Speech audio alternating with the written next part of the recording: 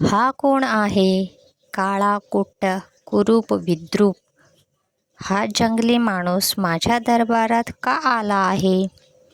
नंद राजा क्रोधित होऊन ओरडत होता. त्याची दृष्टी सारखी त्या उंच भारी भक्कम शरीरयष्टी, काळा आणि लांब शेंडी असलेला भयंकर माणसाच्या चेहऱ्यावर पडत होती. महाराज, आपण चूक करीत आहात. त्याच्या चेहऱ्यावर जाऊ नका.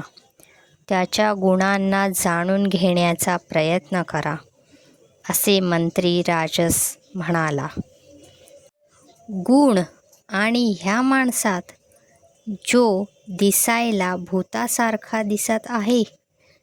महाराज, हे भूत नाहीत, महापंडित चाणक्य आहेत. त्यांचे पूर्व नाव पंडित विष्णुदास शर्मा आहे.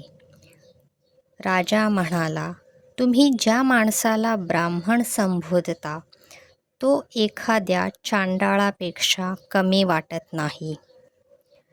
नंदराजाच्या तोंडून असे अपमानकारक शब्द ऐकून चाणक्य क्रोधित झाले व ते गर्जना करीत उद्गारले, हे नंदराज, तू ज्या माणसाला अपमान करीत आहेस तो माणूस एक दिवस तुझ्या कुळाचा नाश करेल, तेव्हाच आपल्या शेंडीला गाठ बांधेल.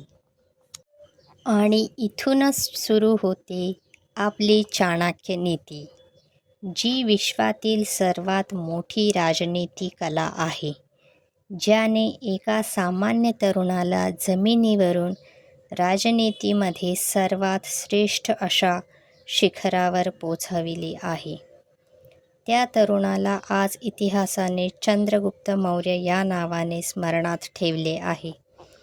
जेव्हा कधीही इतिहासात चंद्रगुप्त मौर्याचं नाव घेतले जाईल, तेव्हा आपणास चाणक्य नीती आठवेल.